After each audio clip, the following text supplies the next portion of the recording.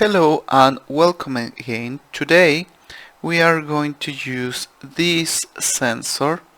This is an infrared sensor, and this sensor can be used to identify any element in front of it. Here is the sensor and I put my hand in front of this sensor, it's able to detect this interference. This sensor, as I said, it's an infrared sensor. It produces an infrared light through this element. It goes in this direction, and if it detects any obstacle, there is a reflection of this infrared light in the obstacle, and then the signal goes back to this second element. So we can use this sensor to identify an obstacle, and also we can use this sensor to get a measurement of the distance between the sensor and the obstacle. So this sensor has the characteristic to be applied as a binary digital sensor, that is obstacle, not obstacle. Only that, remember, binary logical signal, it's yes or not, 0 or 5, on or off. So if we use it as a binary digital sensor, it detects or not the obstacle. But also this can be applied, this can be used as an analogical sensor. That is, it produces a signal and the value for this signal changes depending on the distance from the sensor to the obstacle. In this case, today we are going to use it as a binary digital sensor. So we are just going to detect obstacle or not obstacle. We are not getting a digital measurement, actually an analogical measurement of the distance between the sensor and the obstacle. So usually when you find this sensor, you must be able to identify two elements: the sensor itself and the connector elements, like this. And then you need to put these together like this. Don't worry, there is no way you can commit any mistake, because the shape on the elements, it's designed to be only connected in this way. We cannot commit any mistake. Let me change the focus so you can look this better. You see, it has this shape, and also the connector has this shape, so there is no way you commit a mistake. You cannot put it wrong. So just put it inside and that's it. This is almost like the capacitive sensor. It has positive connection, negative connection, and the signal of the sensor. So it's somehow like the previous challenge, but this time we are not going to use extra buttons. We are just going to use this sensor. Let me show you really fast an illustrative diagram of the connections. If you see, this is not exactly the image of the sensor. Here in the simulation software I don't have this sensor, so I use this only to represent the sensor, but we know how the sensor looks and we know this is not. All I need to pay attention to is the red one, the positive, goes to positive, to the power from the Arduino board. The black one in the middle goes to negative, and the signal goes into the port of my Arduino card. And you may be wondering why I got this connection in the breadboard. Why not provide a direct connection from the sensor to the Arduino card? And this is because I want to use this sensor as a binary digital sensor. So I need to provide this resistance arrangement in order to provide the zero signal for my digital binary sensor. Remember, digital binary, only two values, 0 volts or 5 volts. So if the sensor provides the 5-volt signal, it goes directly to the breadboard, to the Arduino board, my bad. But if I don't have any signal from here, I need to be sure to provide a negative signal, and that's why I use this connection. As you can see, this is a serial arrangement for resistance, and be careful, the value is 330 ohms. Orange, orange, brown. Be really careful with this. You need to pay attention to these values, because if you change these values, the circuit might not work. So I got a resistance directly to the port. The second leg goes to the first leg of the resistance. The second leg of this resistance goes to the first leg of a new resistance.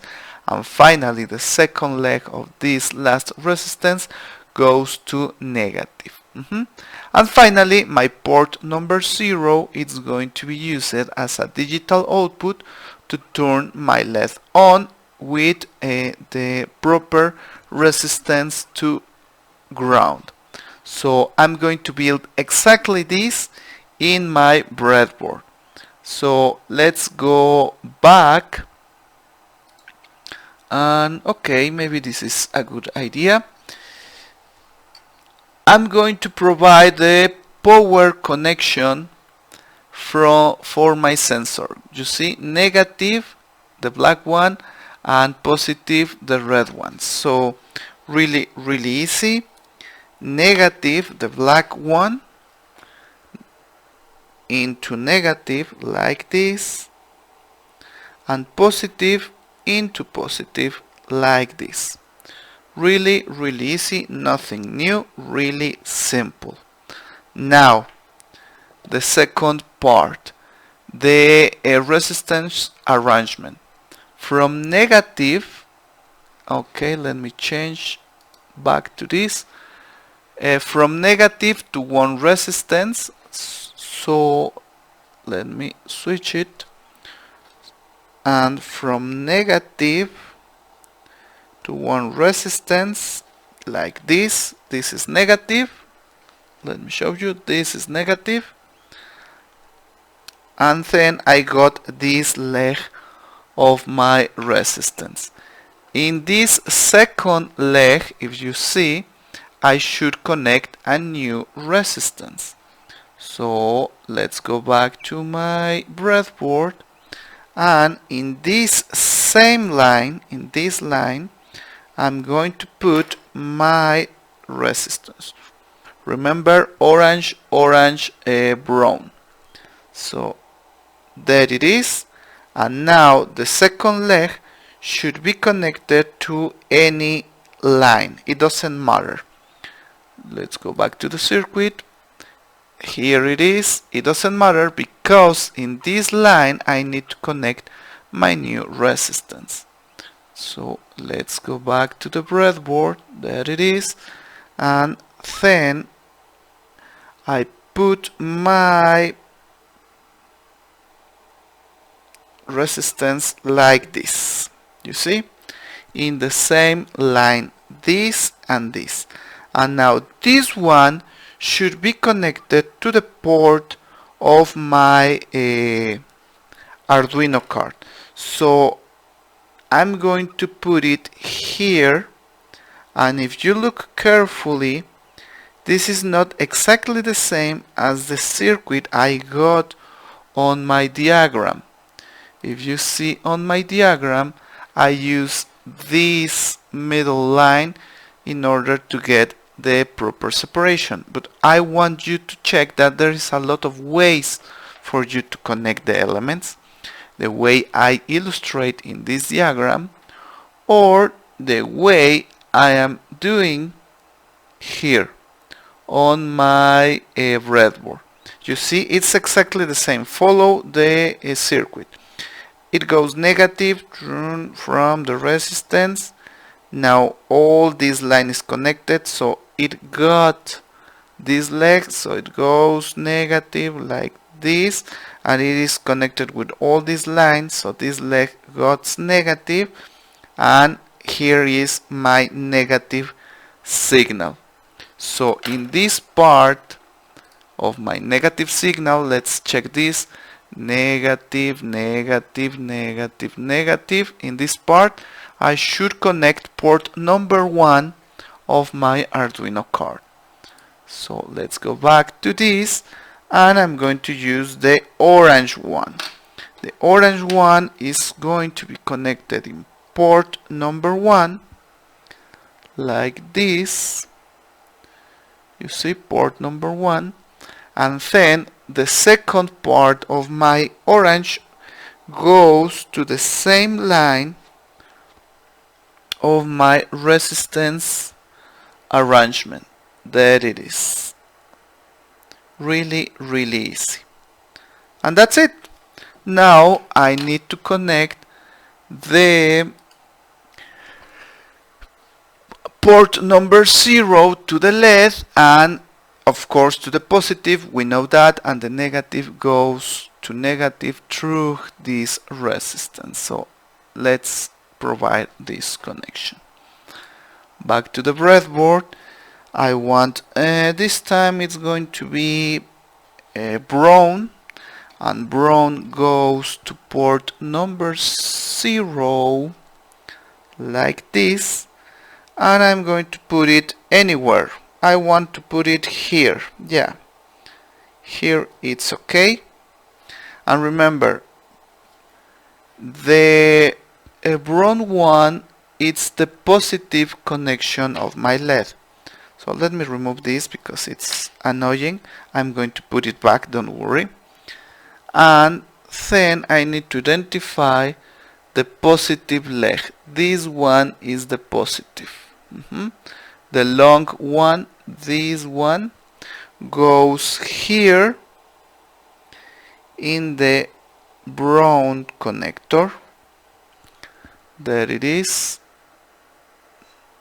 Remember, the long one, this is the long one, goes in the port connection with the Arduino, and the short one goes to negative through her resistance.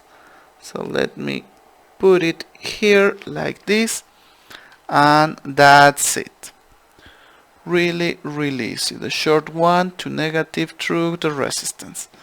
And of course, I need to provide power from my Arduino board to my breadboard. But before I do that, I want to transfer the program. Remember, it's important to remove the power connections from the Arduino board to the breadboard. So let me change the computer. Here is my program. If you see, this is exactly the same as the second challenge. That was a single button and a LED. This time, instead of a button, it's the infrared sensor. This one, but this one today it's going to work as a binary digital sensor. This one is going to work like a push button, so it's exactly the same program we used previously, and this time the sensor is going to identify the obstacle in front of it. So there is nothing new here in the program. So I need to check my card is connected, the proper card, and transfer. When I got the done uploading, let me just show you this one, done uploading. That means that my program is on my Arduino card. So we can forget about my computer, we may focus on the Arduino card. I need to put this back. I remove it because I want to show you the connections, and it was a problem to handle these connections, but right now I can put it back. Here it is. You see, positive in the red one, negative in the blue one or black one, and the signal goes directly to the port number 1 on my Arduino board, and after my resistance arrangement. So now let me put the power signals. 1, 2, 3, 4 is positive and negative GND. There it is. So this is it. This is the circuit working.